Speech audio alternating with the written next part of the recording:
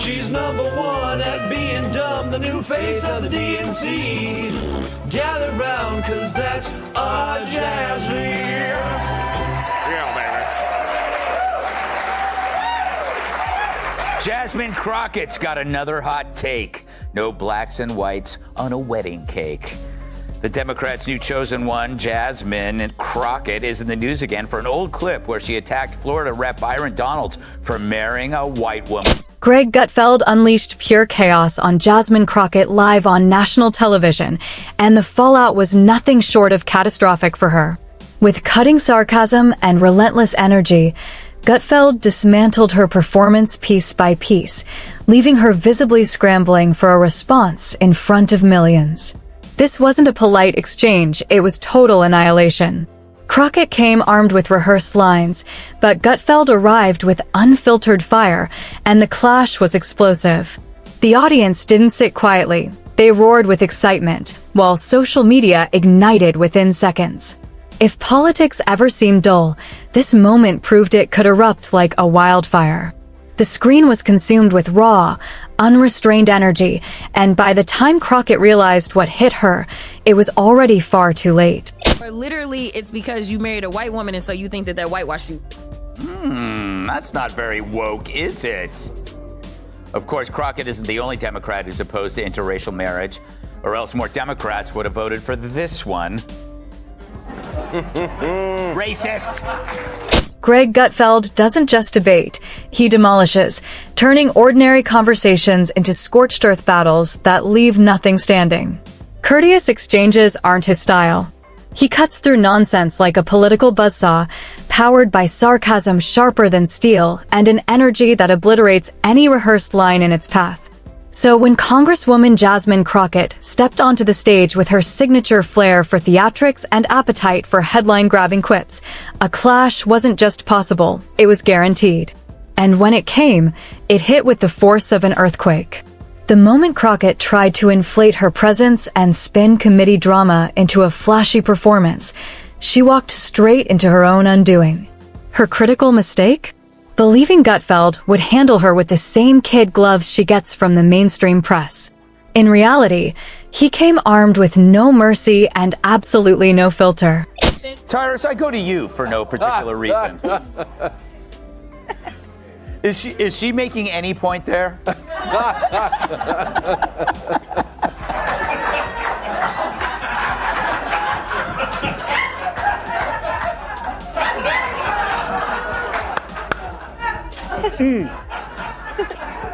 Like this makes me wish my mom made different father choices. Because we all get sucked into this. Like, this is... If you're going to talk about black history, at least know it. This is... At least know it, okay?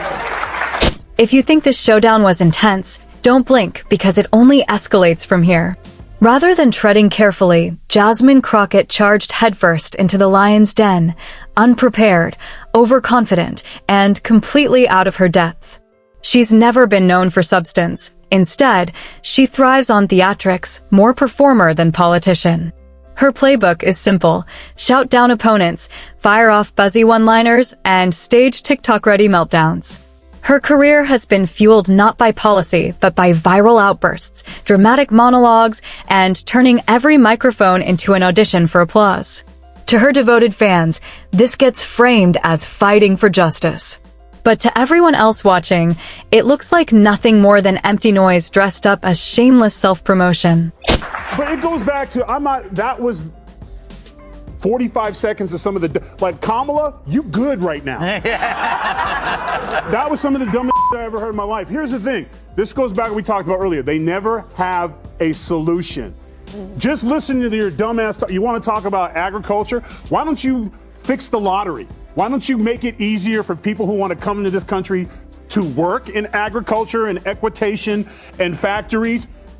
Get rid of the lottery. Open it up. Talk to the president. Like, hey, we got a plan. We want to make it easier for people who can then come in and work in this country. Come up with an idea besides, any of y'all want to pick cotton? We're like, we're in suits in the middle of the Midwest. Why would we pick cotton? It's like the extreme stupidness of what she speaks. I'm so angry right now.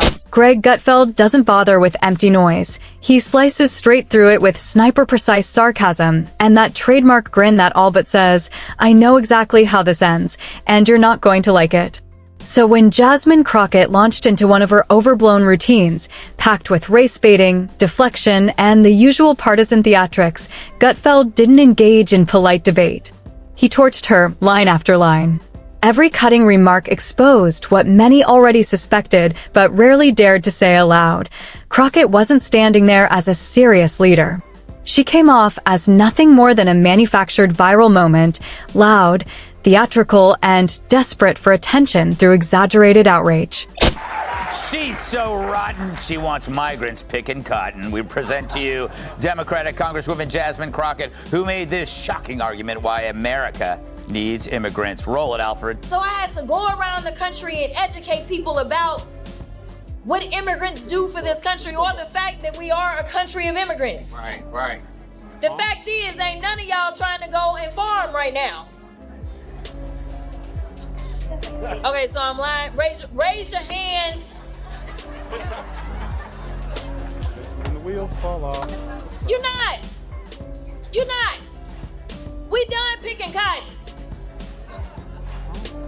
We are. You can't pay us enough to find a... She wasn't stepping up to press for real answers. She was delivering rehearsed monologues for her own spotlight. She wasn't defending serious ideas. She was chasing applause with hollow one-liners engineered for quick clips and easy clicks. To Gutfeld, that's the cheapest form of political theater. His takedown didn't need volume. It was razor-sharp, calculated, and dripping with disdain. He didn't shout. He simply held up a mirror. And in that reflection, Crockett was forced to confront the hollowness of her rhetoric, the contradictions in her act, and the flimsy logic propping up her persona. This wasn't just another heated exchange.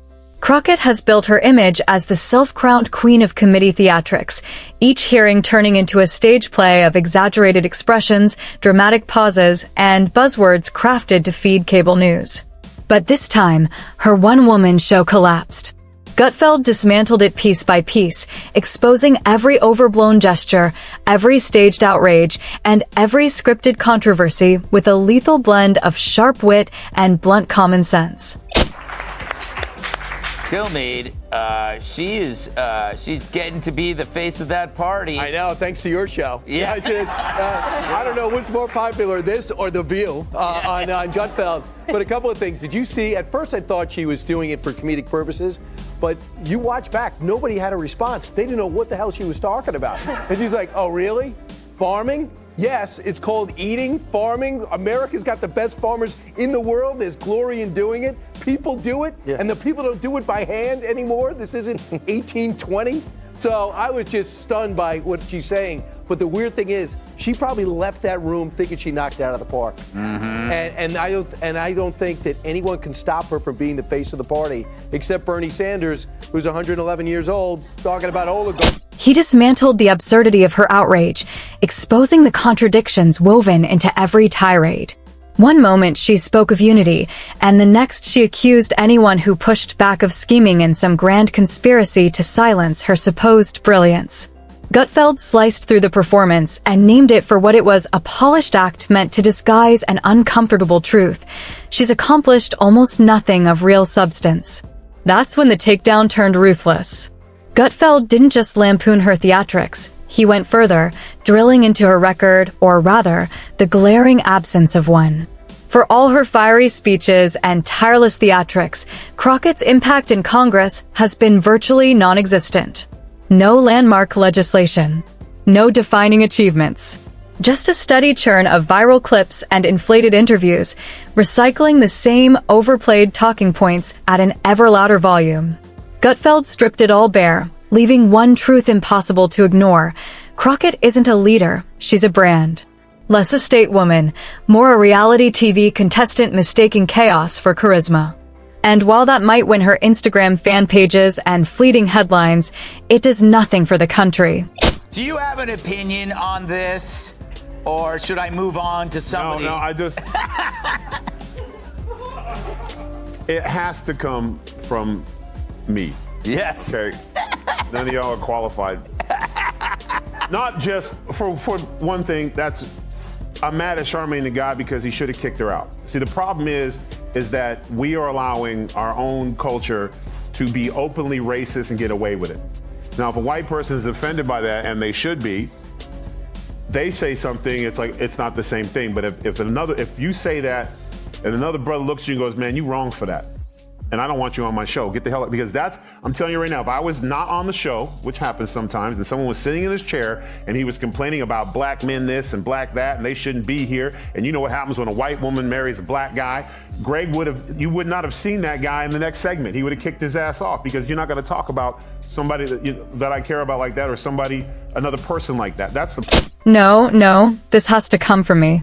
None of y'all are qualified to say it. I'm frustrated with Charmaine's guy because he should have kicked her out.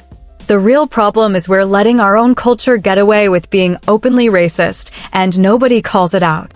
If a white person is offended by it and speaks up, it's brushed off as not the same.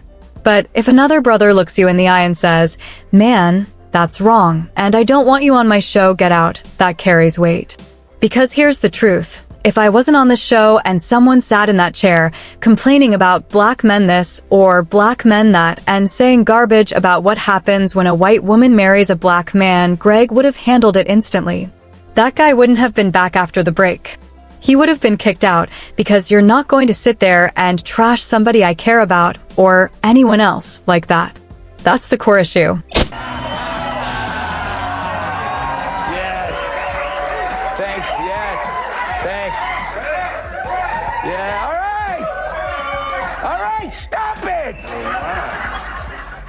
Although I must say you have great taste. Happy Wednesday, everyone. Oh, man. Okay. Crockett's defenders jumped in on cue, leaning on the same tired playbook, crying identity politics and insisting every critique was rooted in bigotry, misogyny, or fear of her supposed influence. But Gutfeld wasn't buying any of it. He cut through the noise with surgical precision, reminding everyone that criticism isn't hate, it's accountability. And if she can't stomach accountability, maybe politics isn't the stage for her at all. The public reaction was brutal. Social media lit up instantly. Memes spread like wildfire. One viral post showed Gutfeld towering over a cartoonish Crockett with the caption, "Sit down and learn something." Others replayed the exchange like a UFC knockout, complete with slow-motion humiliations. But the truth couldn't be clearer. Crockett authored this disaster herself. No one forced her. No one set her up. She strutted into the spotlight, microphone in hand, ready to play the star, and forgot one unforgiving reality. Greg Gutfeld doesn't spar. He incinerates. While she spun, deflected, and shrieked for cover, Gutfeld countered with facts, wit, and sarcasm sharp enough to slice through steel. Jesse, they called Musk a Nazi, and next thing you know, you got swastikas on cars. They called Trump Hitler and a Nazi and a fascist, and he got shot. So I don't really ever see that happening on the Republican side when we make fun of Democrats. It's also about the supporters. It's not just the leaders. It seems like Democrats are easily programmed to do bad things. Yes, they are. They're very easily programmed, Greg. I made you. It was like watching someone try to fight fire with glitter, flashy, empty, and doomed from the very start. Even her usual allies quietly backed away, recognizing this was a meltdown no one wanted to defend. Gutfeld wasn't just shredding a single bad soundbite. He was dismantling the entire brand of spectacle politics Crockett embodies. He cast a scorching light on this new breed of lawmakers who mistake viral clips for genuine leadership, and he did it with humor so sharp it couldn't be ignored. Then came the finishing blow. After gutting her logic, ridiculing her theatrics, and exposing the emptiness of her record, Gutfeld reminded everyone what leadership really means. It isn't about shouting louder than your critics, staging outrage for clicks, or tossing cheap insults for headlines. Real leadership is about putting in the work and delivering results, not memes, not hollow slogans, not TikTok tantrums. Jasmine Crockett learned the hard way that when you trade substance for spectacle, someone like Greg Gutfeld will be there to torch your talking points, call your bluff, and leave you in absolute humiliation. First they cursed, now they thirst for blood. Jasmine Crockett is upping her temper tantrums, now saying the only way Democrats can win elections is by throwing hands. I think you punch. I think you're okay with you okay with punching. It's Ted Cruz. I mean, like, this dude has to be knocked over the head, like, hard. This wasn't just a takedown. It was a flashing warning in real time. Greg Gutfeld didn't merely dismantle Jasmine Crockett's act. He turned it into a brutal lesson for every politician addicted to the cheap high of social media applause. For those who mistake shouting for strength or TikTok tantrums for policy victories, Gutfeld cut straight through their script with one biting message: we see you. We're tired. And we're not impressed. Make no mistake, this wasn't a debate, nor was it anything close to a fair contest. It was the intellectual equivalent of an ambush at a vegan potluck, with Gutfeld storming and carrying a rack of ribs and a megaphone, blowing the entire room apart.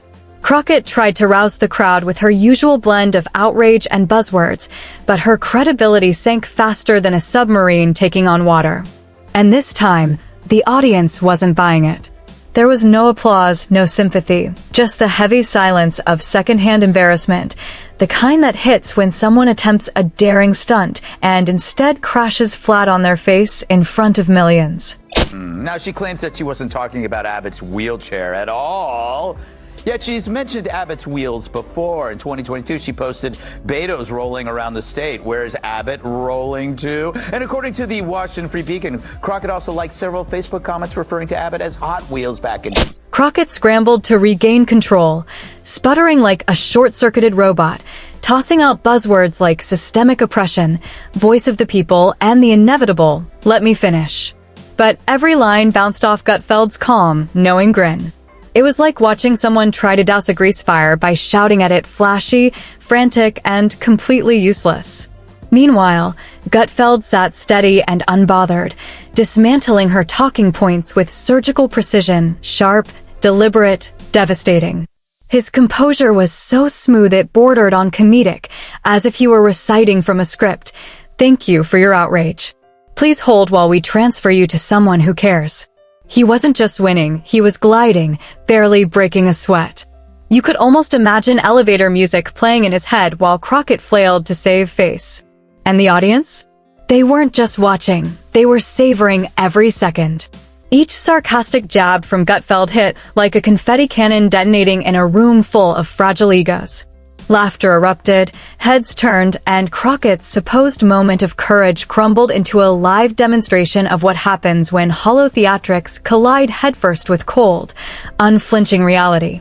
How long is she going to keep this thing that she wasn't talking about, the wheelchair? Yeah. Come on, babe, you know you're full of and all that, Jasmine. I think what happened was AOC was like, you guys, I need to triangulate and be serious now because I'm going to be a senator. So someone has to be a talking attention whore. Who's it going to be? And Jasmine raised her hand and goes, excuse me, Congresswoman Cortez, I speak jive. What it is. Her supporters scrambled to contain the wreckage, frantic tweets flew, rushed think pieces appeared within minutes, and a handful even tried emotional Instagram posts about misogyny. But no hashtag on earth could scrub away the scorch marks. The damage was done, and it was permanent. This wasn't a stumble. It was a full-scale collapse. The Empress wasn't just unmasked, she was live-streaming her own downfall in real time. And Gutfeld? He had already walked off the battlefield, his calm smirk saying it all. He knew he had won. This wasn't a spat, it was a cultural autopsy. A ruthless dismantling, not just of Jasmine Crockett, but of every politician who mistakes clout for competence and tantrums for leadership. What made it brutal wasn't anger, it was composure. Gutfeld never raised his voice.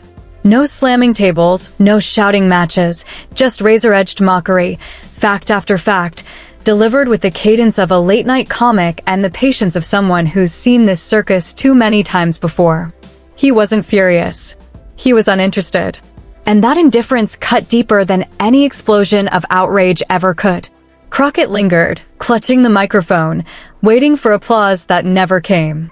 It was politics turned karaoke, belting her heart out to an empty room, only to realize the mic had never even been on.